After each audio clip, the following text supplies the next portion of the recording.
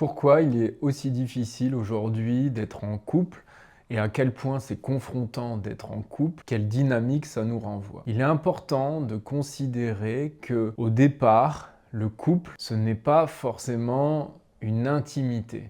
Bien entendu qu'on a vite une intimité physique en général, mais on n'a pas forcément vite une intimité de soi, chacune, chacun. L'intimité de soi vient avec le temps, et donc il y a un miroir au niveau du couple.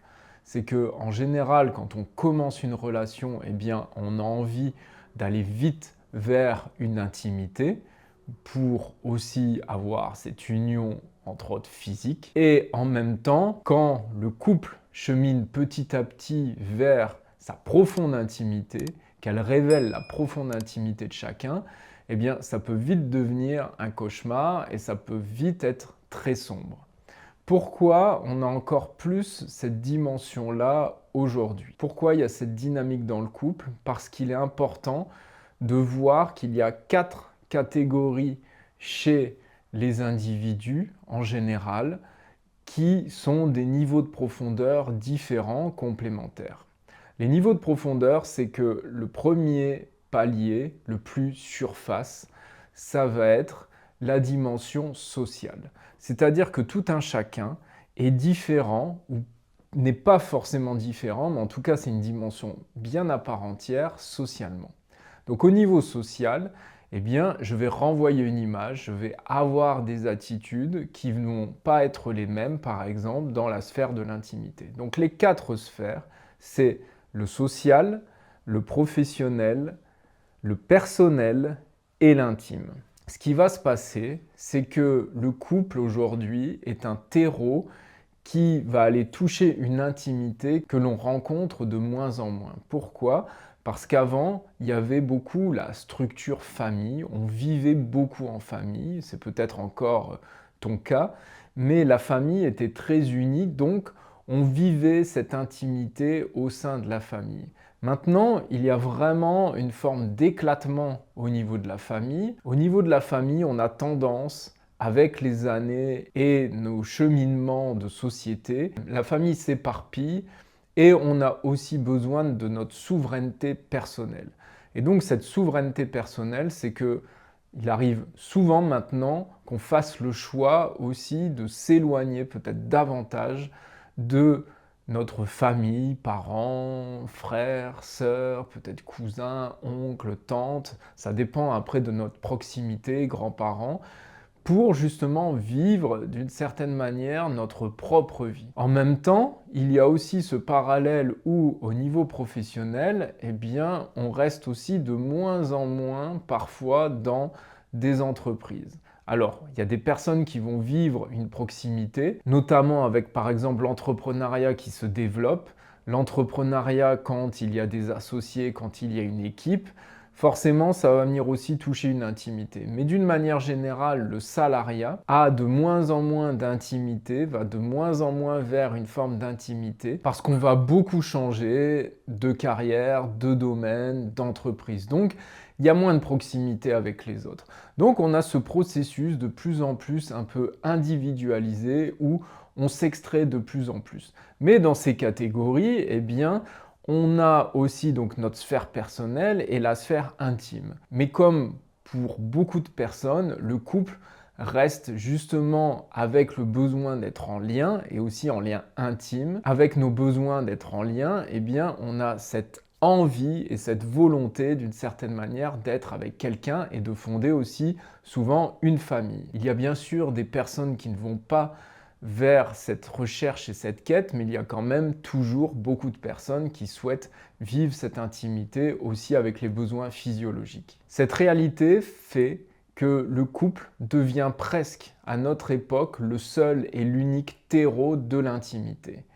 Et étant donné qu'en parallèle, eh bien, on est dans des grands changements et que le monde, notre monde intérieur comme le monde extérieur demande de plus en plus à nous transformer, à avoir cette quête de sens et aussi à d'une certaine manière évoluer, guérir, avoir une guidance plus fine, plus particulière, eh bien l'intimité a besoin aussi de se transformer. Donc, on va certainement plus loin aujourd'hui. Avec tous les courants, par exemple, si on regarde le développement personnel, eh bien, on veut en fait aller davantage se connaître, nous connaître.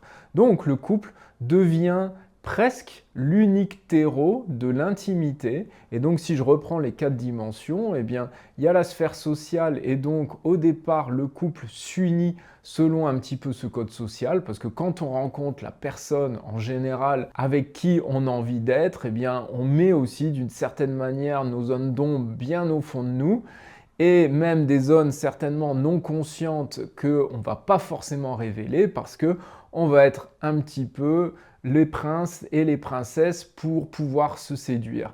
Donc, la première partie du couple, elle est vraiment reliée à cette dimension plutôt sociale. Ah, elle est géniale, il est génial parce qu'il est comme ci, il est comme ça. Il y a une dimension sociale, personnelle dedans, peut-être que c'est aussi au niveau professionnel, mais il n'y a pas cette zone au départ qui va être tellement intime. Et ça va être en cheminant qu'on va aller de plus en plus avec l'union qui va passer du temps ensemble et souvent vivre ensemble, ce vivre ensemble qui va certainement se faire aujourd'hui principalement au travers du couple, eh bien il y a une intimité, une connaissance de cette intimité qui va vraiment jaillir et ce jaillissement, eh bien il n'est pas facile à gérer. Et donc, toucher cette intimité, eh bien, c'est presque aujourd'hui le couple qui soutient et qui supporte cette intimité-là. Et donc, c'est important d'honorer cela, de voir cela. Et si on prend donc cette référence de couple conscient, eh bien, le couple est le meilleur terreau pour justement aller voir cette intimité, la ressentir. Et si on veut continuer à s'unir, construire des familles, si tu as besoin justement d'aller dans une union et que tu as envie qu'elle dure, eh bien ça veut dire que l'intimité ne peut pas rester juste comme ça. Parce que le couple qui vit une intimité qui ne se transforme pas aujourd'hui, ce sera très très souvent un couple qui va fuir et qui va certainement se séparer ou rester dans une certaine surface. Donc aujourd'hui, profiter des énergies du moment et avoir ce prisme de se dire effectivement le couple, c'est peut-être, à moins d'avoir vraiment des amis proches ou voilà, d'autres membres de la famille, ça peut, mais le couple va souvent être la dynamique et la dimension la plus proche. Parce que ce qui se passe aussi, c'est que en général, avec notre famille, là où on est, eh bien, on a aussi des codes familiaux, des filtres familiaux qui nous sont communs. Donc, il y a une proximité avec la famille, mais en général, c'est moins confrontant qu'avec un autre membre, une autre personne qui vient de tout autre horizon. Donc le couple est un merveilleux terreau pour pouvoir transformer et toucher cette intimité. Et aujourd'hui, le couple est presque l'endroit et l'environnement où on peut vraiment se révéler, mais bien penser qu'il y a le couple qui au départ est social, qui va cheminer petit à petit vers le personnel et vraiment les dimensions intimes. Et les dimensions intimes, c'est là où il y a les plus grandes zones d'ombre, là où il y a les plus grandes blessures. Et donc, le couple aujourd'hui nous oblige d'une certaine manière, s'il veut durer et aussi renaître, à une transformation de cet intime. Et en transformant cet intime, ça va justement transformer le domaine personnel, ça va transformer le domaine professionnel et aussi le domaine social. Et d'une certaine manière, d'un couple social au départ, on pourrait avoir des désillusions, désillusions, désillusions pour aller dans le couple intime parce que c'est « Ah, mais il y avait tout ça derrière ».